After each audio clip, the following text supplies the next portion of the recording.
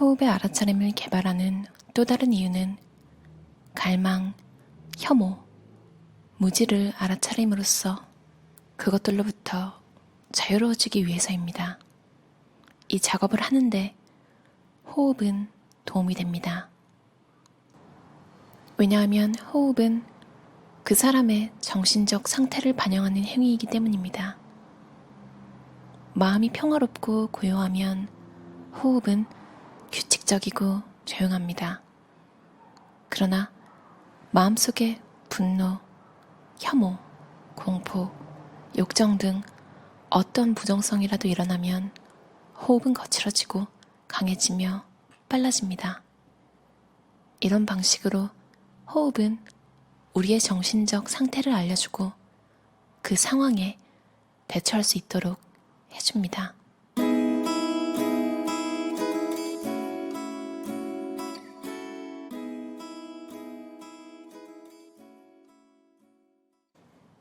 이러한 이유들 외에 호흡의 알아차림을 개발하는 또 다른 이유가 있습니다. 우리의 목표는 부정성이 없는 마음을 성취하는 것이기 때문에 그 목표를 향해 내딛는 모든 걸음이 순수하고 건전하도록 주의해야 합니다. 우리는 사마디를 개발하는 첫 단계에서부터 주의 집중의 대상을 건전한 것으로 삼아야 합니다. 호흡이 바로 그러한 대상입니다. 우리는 호흡에 대한 갈망이나 혐오를 가질 수 없고 이것은 또한 환상이나 망상과는 전혀 관계없는 실제입니다. 그러므로 호흡이 집중의 대상으로 적절한 것입니다. 호흡에 완전히 집중하고 있을 때 마음은 갈망, 혐오, 무지로부터 자유롭습니다. 그 순수한 순간이 아무리 짧다 하더라도 그것은 모든 과거의 조건화들에 맞설 수 있을 정도로 아주 강력합니다. 모든 축적되었던 반응들이 휘젓고 올라와 알아차림을 개발하는 노력을 방해하면서 여러 가지 정신적, 신체적 어려움으로 나타나기 시작합니다. 우리는 수행에서 발전하고 싶어 조급하고 초조한 마음, 즉 갈망을 경험할 수 있습니다. 아니면 수행의 발전이 더딘 것 같아 분노나 우울함의 형태로 혐오감이 일어날 수도 있습니다. 때때로 우리는 무기력함에 압도되어 명상하려고 앉자마자 졸게 됩니다. 때로는 아주 동요되어 한시도 가만히 앉아있지 못하거나 명상을 하지 않으려는 핑계를 찾게 될 수도 있습니다. 때로는 의심이 일어나 계속 명상하려는 의지를 약하게 만들 수도 있습니다. 지도하는 선생님이나 그의 가르침 혹은 우리 자신이 과연 명상을 할 수 있을 것인가에 대한 집요하고 비이성적인 의심이 일어나는 것입니다. 갑자기 이런 어려움들에 맞닥뜨리게 되면 수행이고 뭐고 모두 포기하고 싶은 생각이 들지도 모릅니다. 그런 순간에는 우리가 성공적으로 호흡을 알아차리고 있기 때문에 어려움들이 일어났음을 이해해야 합니다. 계속 수행하고 있으면 그것들은 점차 사라집니다. 그렇게 되면 수행은 더욱 쉬워질 것입니다. 수행의 초기 단계에서 겹겹이 쌓여있던 조건화들이 일부나마 마음의 표면에서 제거되었기 때문입니다. 이런 식으로 호흡 알아차리는 수행을 하면서 우리는 마음을 정화하고 해탈을 향해 나아가기 시작합니다. 세계적인 윗바사나 명상의 지도자이자 미얀마의 부유한 인도인 사업가집안에서 태어난 고엔카는 31살의 윗바사나 명상과 만나게 되고 이 명상 수행을 통해서 진정한 마음의 자유를 발견했대요. 스승 우바 킨 옆에서 14년 동안 수련한 후 윗바사나 명상 지도자가 되었다고 해요. 고엔카는 가르침의 대가로 금전적, 물질적 보상을 받지 않았고 자신을 위해 제자나 단체를 구하지도 않았으며 단지 전통 그대로 배운 대로 이 명상을 가르치는 임무를 묵묵하게 수행했다고 해요. 한국에도 담마 코리아라는 윗바사나 명상센터가 있는데요. 고엔카 선생이 그랬던 것처럼 여기도 돈을 받지 않아요. 순수하게 자발적인 기부금으로 운영된다고 하는데요.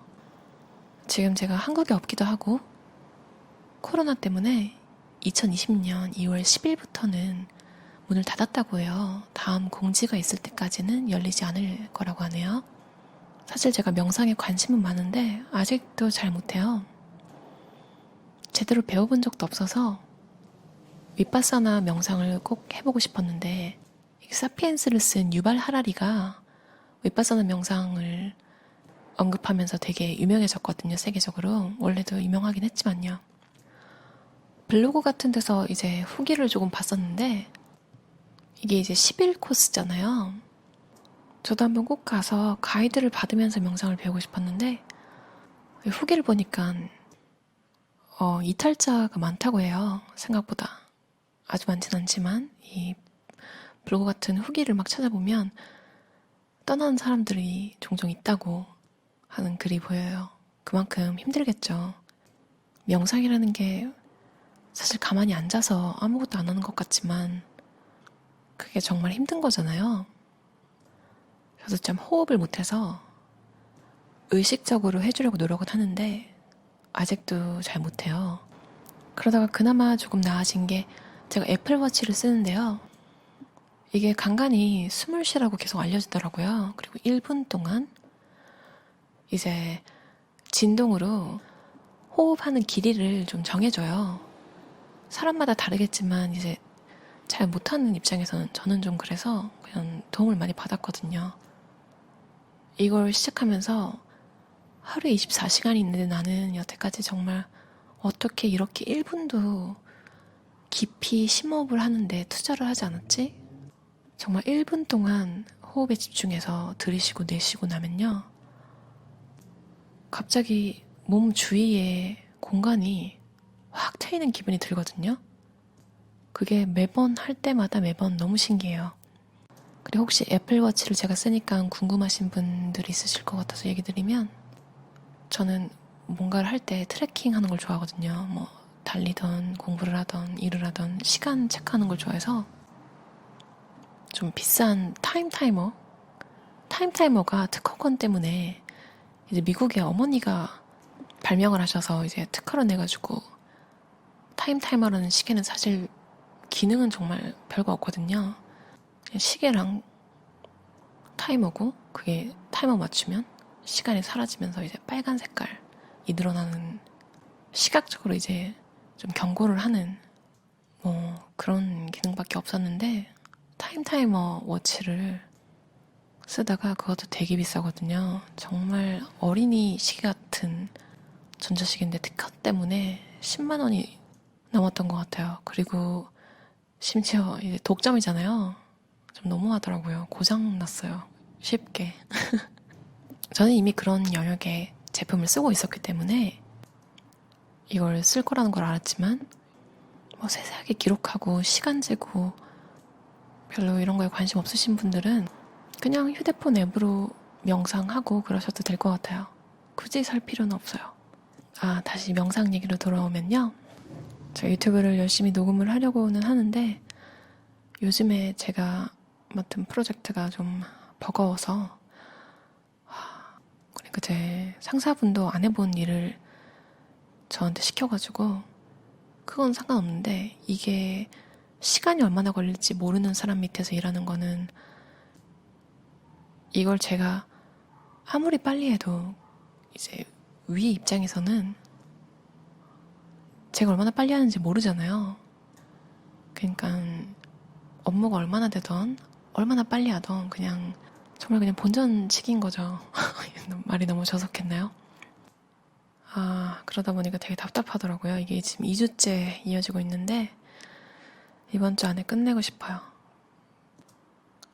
근데 이렇게 답답할 때 호흡이 정말 도움이 되더라고요. 그래서 이 책을 다시 한번 호흡 부분을 다시 한번 읽어봤어요. 바른 집중. 우리의 집중을 호흡에 고정함으로써 현재 순간에 대한 알아차림이 개발됩니다. 이 알아차림을 이 순간에서 다음 순간으로 최대한 유지하는 것이 바른 집중입니다. 일상적으로 반복되는 일을 할 때도 집중은 역시 필요합니다만 그것이 바른 집중과 같다고는 할 수 없습니다. 감각적 욕망을 충족하거나 두려운 일이 일어나지 않도록 집중할 수는 있을 것입니다. 고양이는 쥐가 튀어나오면 바로 덮치려고 쥐구멍에 모든 신경을 집중하고 기다립니다. 소매치기가 훔칠 순간을 기다리면서 다른 사람의 지갑에 눈독을 들이고 있습니다. 어린아이가 밤의 이불 속에서 어둠 속에 숨어있는 귀신들을 상상하면서 방의 가장 어두운 곳을 두렵게 쳐다봅니다. 이 경우들은 모두 바른 집중, 즉 해탈을 위한 집중이 아닙니다. 사마디는 반드시 모든 갈망, 모든 혐오감, 모든 환상으로부터 자유로운 것을 집중의 대상으로 삼아야 합니다. 호흡을 알아차리는 수행을 하면서 사람들은 끊임없이 알아차림을 유지하는 것이 얼마나 어려운지 알게 됩니다. 호흡을 대상으로 삼아 주의를 계속 집중하겠다고 굳은 결심을 해도 자신도 모르는 사이에 딴 생각에 빠져있는 것을 발견하게 됩니다. 우리는 자신이 똑바로 걸으려 하지만 계속 갈지자 걸음을 걷는 술에 취한 사람과 같다는 것을 발견합니다. 이런 현상들 자체는 전혀 중요하지 않으며 이것들의 마음을 빼앗겨서는 안 됩니다. 알아차림의 대상은 여전히 호흡입니다. 그 외의 모든 것은 다 방해물입니다. 우리는 오직 호흡에만 주의를 계속해서 집중합니다. 마음이 더 집중될수록 호흡은 더 미세해지고 더욱 알아차리기 어렵게 됩니다. 단순히 호흡만, 다른 것은 다 내버려 두고 오직 호흡만 하세요. 평정심은 당신을 행복하게 할 겁니다. 평정심을 잃으면 슬퍼지는 것입니다. 평정심을 찾고 행복해지세요. 평정심은 당신을 행복하게 만드는 것이지 아무것도 아닌 존재로 만들지 않아요. 평정심을 지니면 긍정적이게 됩니다. 들어주셔서 감사합니다. 편안한 저녁 시간 보내세요.